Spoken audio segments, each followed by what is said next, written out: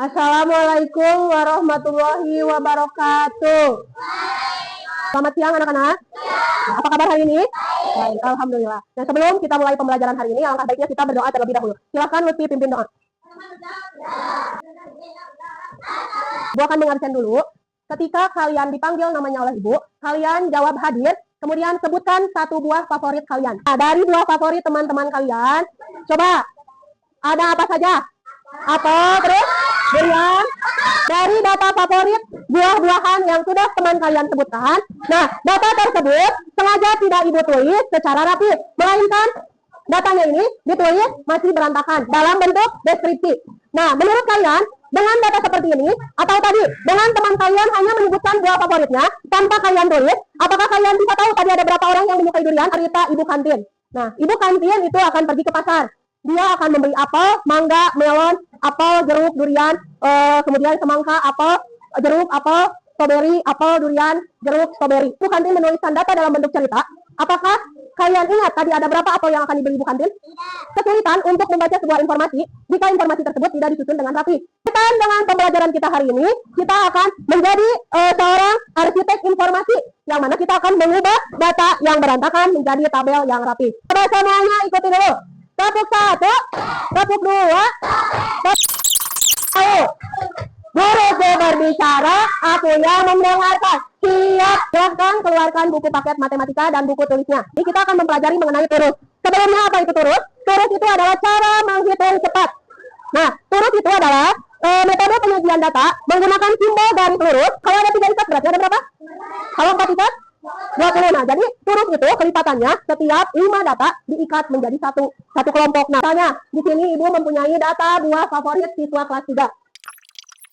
Misalnya, ibu menyukai buah mangga. Ibu simpan di sini garis urut 1. Coba, misalnya dari sana Riki, kamu tuliskan buah favorit kamu apa? Buah apa yang menjadi favorit siswa kelas 3? Buah. Di dalam tabel itu harus ada judul. Kemudian harus ada kategorinya. Ini kategorinya apa? Buah. Kemudian harus ada kolom turut dan harus ada kolom jumlah. Sampai sini paham? Nah, pada kegiatan selanjutnya kita akan melakukan mini riset. Kita akan melakukan aktivitas sensus kelas, yang mana kita ambil dari kelompok kecil saja. Buat kelompoknya, satu baris itu menjadi satu kelompok. Nah, barisan itu kelompok 1, barisan ini kelompok 2, barisan ini kelompok 3, dan barisan ini kelompok 4. Silakan kalian tulis di buku tulis kalian mengenai data apapun itu bebas, asal di dalam data tersebut harus ada judul, harus ada kategorinya apa, harus ada kolom turut, dan harus ada kolom jumlah. Nah, silakan kalian tulis apa yang akan kelompok kalian lakukan riset. Misalnya kelompok ini, apa kelompok ini? Buah.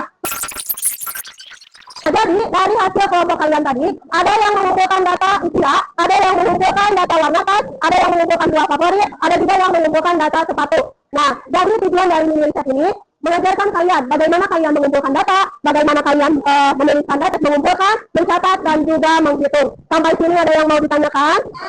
Kalau nah di sini ibu mempunyai lembar kerja, yang mana lembar kerja ini harus kalian isi. Silakan kalian beri nama dan kelas serta isi. Sudah selesai?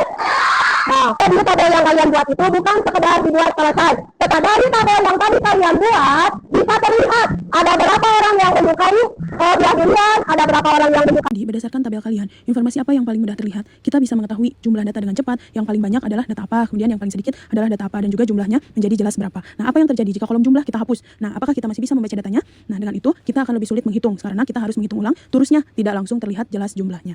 Nah, jadi dari sini bisa kita simpulkan bahwa data yang awalnya berantakan atau berisik itu sangat sulit untuk dipahami, dan setelah dibuat tabel menjadi rapi, data itu menjadi tenang, data itu menjadi mudah dibaca, dan data itu mudah dibandingkan. Kita bayangkan betapa berjasanya orang-orang yang membuat tabel, baik itu jadwal pelajaran kita atau jadwal kereta, kemudian menu makanan, dan lain-lainnya. Nah, tanpa tabel mungkin akan terasa sangat membingungkan. Maka dari itu, tabel itu penting dalam kehidupan sehari-hari.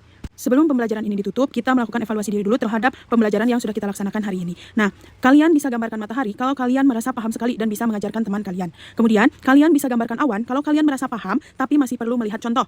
Dan kalian bisa gambarkan hujan kalau kalian masih bingung dan butuh bantuan guru. Bisa? Jadi dari pembelajaran hari ini dapat kita ambil pesan bahwa kerapihan dalam membuat tabel itu mencerminkan kerapihan dalam berpikir kita. Silakan sebelum pulang kumpulkan bukunya terlebih dahulu, simpan kembali bukunya pada tempatnya.